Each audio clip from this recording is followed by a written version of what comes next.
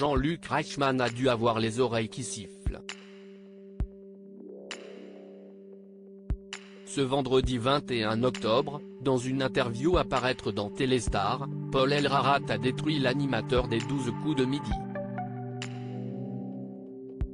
L'ex-maître de midi de l'émission de TF1 n'a en effet pas mâché ses mots lorsque nos confrères lui ont demandé s'il était resté ami avec Jean-Luc Reichmann. Pourquoi serais-je ami avec Jean-Luc Reichmann ?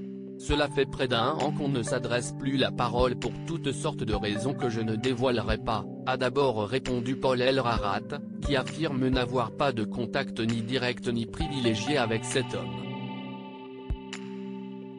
Devenu depuis son élimination de TF1 sociétaire des grosses têtes, il a une meilleure relation avec Laurent Ruquier. Je suis aux grosses têtes régulièrement et j'ai également participé aux vacances organisées avec les sociétaires.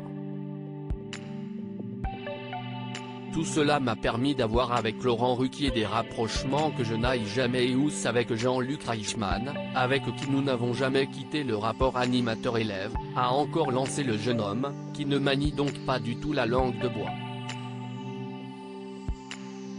Et de s'attaquer aux 12 coups de midi, émission dans laquelle il est resté pendant pas moins de 153 jours, en 2019. Selon lui, ce jeu quotidien n'est rien d'autre qu'une pseudo-famille pathétique, un semblant de bon relationnel entre individus. Une sorte d'hypocrisie sociétale, a ajouté Paul Elrarat dans les colonnes de Téléstar. Jean-Luc Reichmann, une personne sacrée fâchée avec Jean-Luc Reichmann et agacée par les 12 coups de midi, Paul Elrarat ne compte donc pas apparaître de nouveau sur le plateau du jeu de TF1. On n'est pas sur la piste de la rédemption, en effet.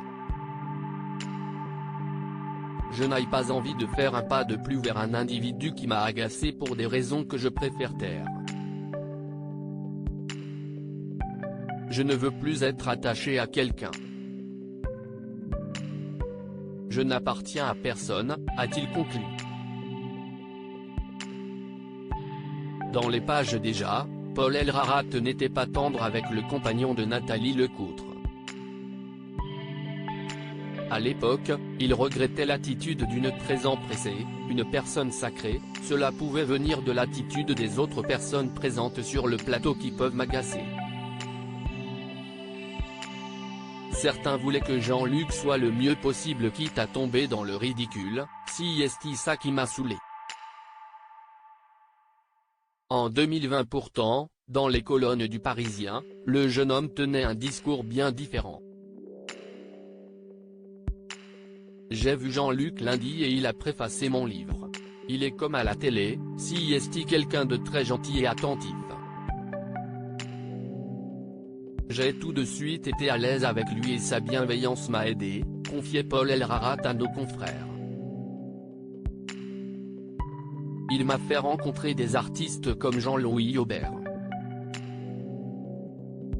Grâce à l'émission, j'ai aussi fait la connaissance de Stéphane Bern que j'admire beaucoup ou encore de Mireille Mathieu. Pendant 6 mois, j'ai vécu une expérience incroyable avec plein de gens formidables. C'était comme une famille. Impossible donc de savoir ce qu'il s'est passé entre lui et Jean-Luc Reichmann pour qu'il ne retienne plus ses coups.